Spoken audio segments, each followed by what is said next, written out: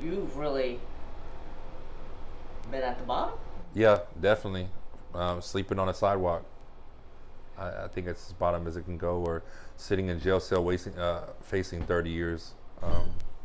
Tell me, uh, just go ahead and give me a little list of the charges that you face. Attempted murder, ended up getting dropped to deadly conduct with discharge of a firearm, engaging in organized criminal activity, uh, possession of methylene dioxymethamphetamine, which is MDMA, which people know as ecstasy, conspiracy, possession of marijuana. Those are just some of them. You got a rap sheet. Oh, yes, ma'am. Okay. How long did you spend behind bars, and where were you? Total, I did a little bit over 2.5 years.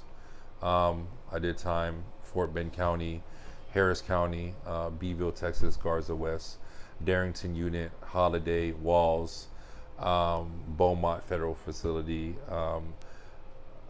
Liberty County Federal Facility. Were you a gangster?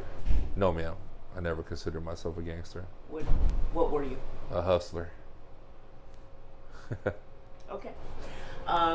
So then, obviously, things have changed. Yes, ma'am. Tell me when things started changing and why. I would have to say things started really changing, or where I really knew it was time for me to get my act together was the last time I was incarcerated in 2011. I told my daughter that I was on tour in Asia doing music. You lied to her. Yes, I did. And it's something that I had to live with, and I still live with. And, I was able to talk to her about it recently but I felt it was better. I didn't want her to see me in that situation.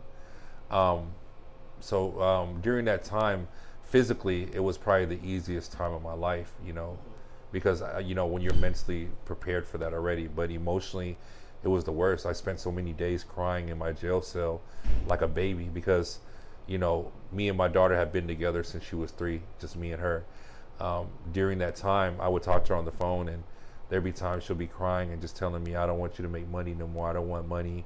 I just want you to come home. I want things to be like they were.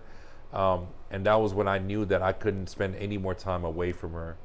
I needed to be there for her. So you get out.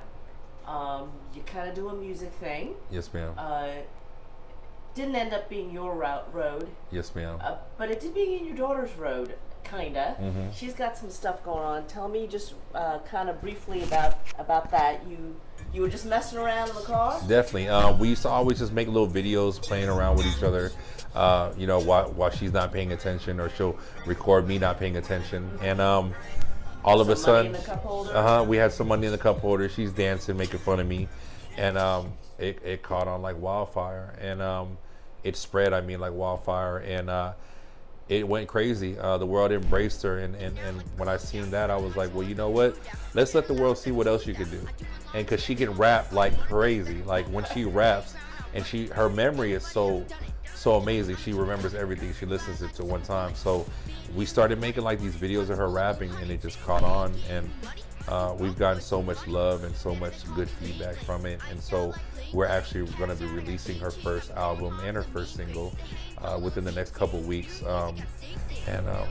Which will be real exciting. Yes, ma'am. And at that point, and also, so the music kind of helped, and her success kind of helped you parlay this. Why jewelry?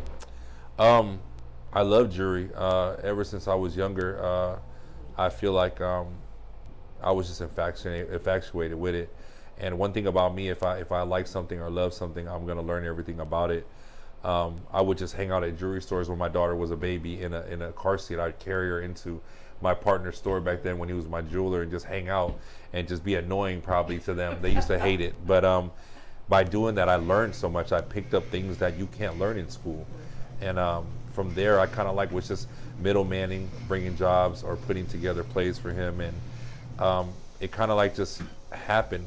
Even though I could say that I never thought I'd be a jeweler, if I look back at my experiences with my daughter and for me, it was like God shaped me to this route to get to where I am today. So you've been very honest. You've given your resume. Yes, ma'am. From the days you were on the other side of the law. Yes, ma'am. So give me your resume now of some of your better known clients and, names. And Yes, ma'am. So I've done a lot of work with a lot of rappers. You may know Roddy Ricch. I've done work with Future, Flow Rider, Killer Mike. I've dealt with a lot of celebrities like Donnie Wahlberg and Jenny McCartney, a lot of professional boxers, Floyd Mayweather, Devin Haney. I've done work with baseball players, basketball players. I just recently did something for Zion Williamson. and how do you know all these people? It's kind of like meeting them. It's like two people been wanting to meet each other, through whether it be through social media or through the work that I've put out that they've seen.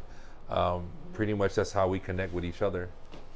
And was some of it you were saying? I mean, on the days you were riding high, Yes, ma'am. partying hard, and Yeah, is that part of definitely. it? Like there were times back then, I'll be at the club and I'm sitting next to the ball players or the celebrities, and I'm in there spending as much money or if not more with them, or we're in the strip club throwing money. So it was always like, yo, who is this guy? What does he do?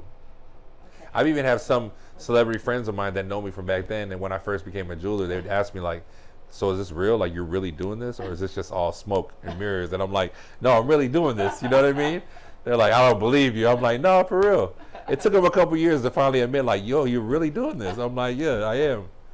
So, all right, and I have a little sense about what it's like growing up in an Asian household, right? Yes, definitely. A lot of traditional pressure, go to school, be a good student, all those kinds of things. Kind of interesting. Your house was a little bit mixed Totally on that. opposite. Yes. It was really weird because definitely the tradition of wanting the best for their child, making A's and being a doctor. My dad wanted that for me, but my dad was a rock star. My whole family was. I lived in a household with nothing but rock stars. They didn't go to sleep till 4 or 5 in the morning because they worked late nights doing music. So it was very hard for me to kind of process wanting to do right or graduating high school when I'm hearing my dad scream about how he dropped out of 3rd grade and he's a musician, and seeing how they were living. Like to me, they had everything figured out. So it was definitely hard for me to process that situation. Like, okay. And you were telling me something kind of interesting, like nobody got up in the morning and made your breakfast No. and sent you out to school. My dad would like shake me, like he's half asleep, waking me up, like, go get ready, wake me up when you're ready to go. And I always remember walking out of my room and it's just dark. The whole house is dark. Like I said, the first time I had breakfast was like in 7th grade, and throughout my whole time of school, like I couldn't eat in the morning. It was like something that would just bother my stomach all the time. Because did they live a party life? Yeah, like on the weekends, I'd stay up till like 3, 4 in the morning. So Mom and Dad were having everybody's up. The whole house, the family's popping. We getting it on. So we go. I remember at Emerald Bowl on Boone and Bissonnette, on Sunday nights, they would have like this special at midnight for like, I forgot how much it was, but it was really cheap. Okay. And we would go, like, they'd be like, hey, let's go. You can go to school. We'll be all right. And I'm like, yeah, I'll go to school. Don't worry. I'll get up. So we'd be out there till like 2, 3 in the morning, So it was just the environment I was surrounded by, it was definitely different than the average, family. And you were saying, so they find out you're selling drugs? Yes, ma'am. Doing drugs, No, it was selling. right? They find out you're selling drugs. Mom and Dad not happy. They Yep. say to you, So my mom wasn't around. My dad was. I lived in a house with my aunts. They were like my moms. And they were like, if this is what you're going to do, then you're not going to do this around us. And so I left. I decided to go and do what I felt like I needed to do for myself as a man. And that's when I started my journey in my life. and what you learned later on partly about why your family was so sure. Any parent's not going to be happy that their child is definitely. selling drugs. There was a personal connection about that. Yes, the crazy thing is I didn't find out about this until a year ago. But the personal connection was during the time my family had to flee Vietnam after the war. The northern Vietnamese people put a hit out on my whole family. So when they fled out, they were living homeless in Thailand. They had to actually sell drugs to get by, to get them food for themselves and to live, to get them to Tibet and India, and then end up getting refuge over to France and then America. So, how are things with mom and dad now? Oh, they love me. My dad's finally proud of me, you know, and I love them. Like, I wouldn't change anything. Everything happens for a reason, and I'm just really, to be honest with you, I wake up every morning now and I pinch myself. I make sure I'm not dreaming, and when I realize I'm not dreaming, I step out the house with that mind frame of I'm going for it all. I changed my life, and even my own blood at one time never thought I could change. So if I can do it, literally anybody can.